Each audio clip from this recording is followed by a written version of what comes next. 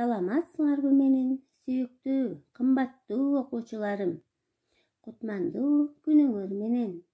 Күнүңөр жакшы, маанайда болсун.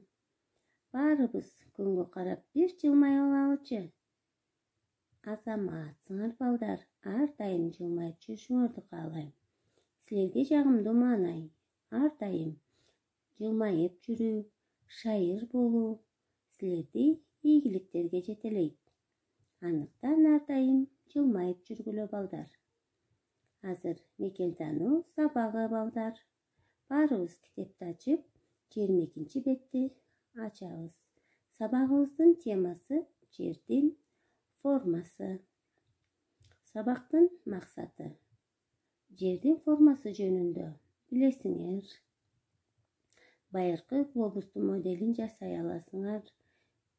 Жерди жана мекенди коргоого тарбияланасыңар.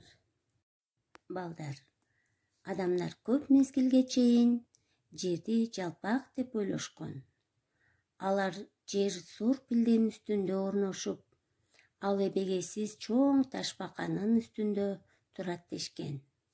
Байыркы кыргыздар жерди буканын же бугунун алтын мүйүздөрү көтөрүп турат деп эсептешкен. Ал эми бара-бара жер шар сыяктуу деген түшүнүк өркүндөй берген. Деңизде сүзүп бараткан кеме алыстарга акырындап горизонтко кирип кеткенин адамдар байкашкан. Ал эми бийик тоолорго чыкканда айлана бизге тегерек болуп көрүнгөнүн да билишкен. Жердин формасы шаар түспөлдүү экенин биринчи жолу Пифагор айткан. Ал эми окумуштуу Аристотель анын божомолу туура экендигин аныктаган. Балдар, жердин формасынын так аныктамасын глобус берет. Глобус бул жердин миллиондогон эсе кичирейтилген формасы болуп саналат. Глобусту биринчи жолу Мартин Бейхам түзгөн. Бул мындан 500 жыл мурда болгон. Ал өзүнүн моделин жер алмасы деп атаган.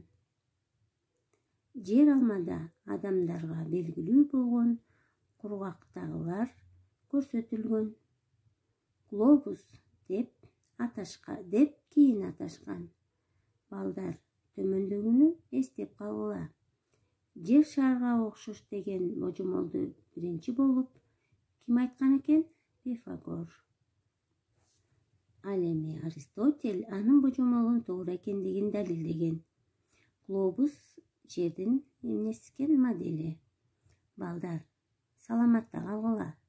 Тапшырма 22-23 бетти окуп, мазмунун айтып беребиз балдар.